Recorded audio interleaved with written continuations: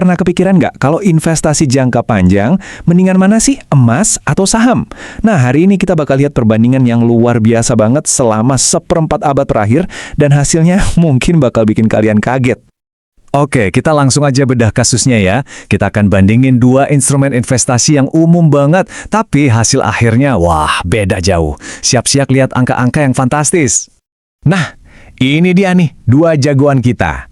Di satu sudut ada emas, aset aman yang udah dipercaya turun-turun. Di sudut lain ada saham dari salah satu bank terbesar di Indonesia, Bank BCA. Kita tarik garis startnya di tahun 2000. Jadi, kalau kalian taruh uang di emas pada tahun 2000, hasilnya bakal naik 2.220%. Angka yang gede banget kan? Ini nunjukin kenapa emas itu dianggap sebagai penyimpan nilai yang andal. Tapi coba lihat yang ini. Di periode yang sama, saham Bank BCA ngasih imbal hasil 25.828%. Itu lebih dari 10 kali lipatnya emas. Beda banget kan? Jomplang. Pasti langsung pada nanya, loh kok bisa? Kok bisa bedanya sejauh itu? Apa sih rahasia di balik pertumbuhan saham BCA yang gila-gilaan ini? Nah, itu yang mau kita bongkar sekarang. Biar nggak penasaran, yuk kita coba mundur sedikit. Kita bakal time travel balik ke tahun 2000 dan lihat satu skenario gimana kalau yang menarik banget. Coba bayangin deh, waktu itu tanggal 31 Mei 2000, kalian punya uang katakanlah Rp700.000, dan kalian putuskan buat ikutan beli saham perdana atau IPO-nya Bank BCA. Mungkin sekarang kedengarannya kecil ya, tapi waktu itu duit yang lumayan loh. Nih kita lihat detailnya ya. Dengan modal Rp700.000 itu, kalian bisa dapat satu lot saham BCA. Harga per lembarnya waktu itu cuma 1.400 perak. Dan satu lot isinya 500 lembar. Nah, angka-angka inilah yang jadi titik awal dari sebuah perjalanan yang luar biasa. Nah, ini dia nih rahasianya. Kita masuk ke jantung mekanismenya. Kenaikan super ini bukan cuma soal harganya naik biasa. Ada sihir lain di balik layar yang bikin hasilnya jadi fantastis.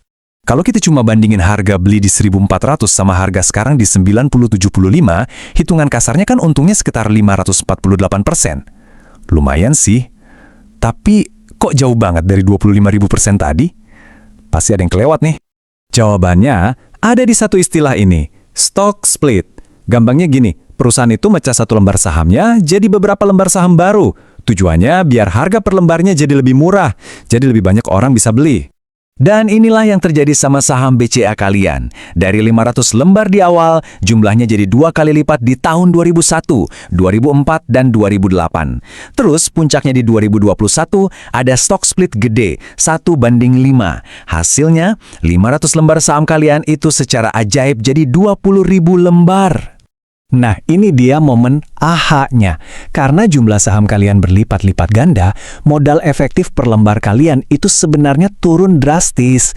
Bukan lagi 1.400, tapi jadi cuma 35 perak per lembarnya. Murah banget kan? Jadi sekarang ngerti kan? Pertumbuhan yang sebenarnya itu dihitung bukan dari Rp1.400, tapi dari modal efektif kita yang cuma 35 perak ke harga sekarang yang 9.075. Nah, dari situlah angka ajaib 25.828% itu muncul. Oke, kita udah tahu gimana caranya keuntungannya bisa segitu.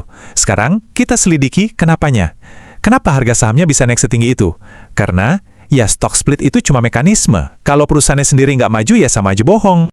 Coba deh lihat data pertumbuhan laba bersih BCA ini. Dari yang cuma 1,8 triliun di tahun 2000, angkanya meroket terus jadi hampir 55 triliun di tahun 2024. Ini bukti nyata kalau bisnisnya benar-benar solid dan konsisten bertumbuh. Dan ini dia dampaknya. Nilai pasar perusahaannya atau valuasinya ikut meledak seiring labanya naik. Dari cuma 4,1 triliun pas IPO, sekarang nilainya udah lebih dari 1.100 triliun rupiah. Gede banget. Jadi hubungannya itu fundamental banget. Harga saham dalam jangka panjang bakal ngikutin kinerja bisnisnya. Kalau perusahaannya makin untung, ya nilainya di mata investor bakal makin tinggi. Sesimpel itu.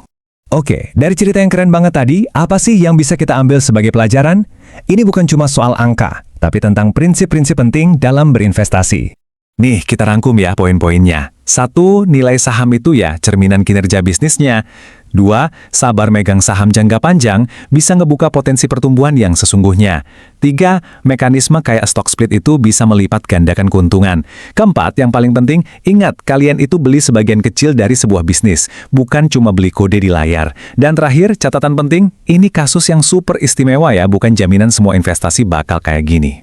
Jadi, pada akhirnya, pelajaran terbesarnya adalah kuncinya bukan cuma asal tebak saham, tapi tentang nemuin dan berinvestasi di bisnis yang hebat dan terus bertumbuh. Nah, ini jadi pertanyaan buat kita semua.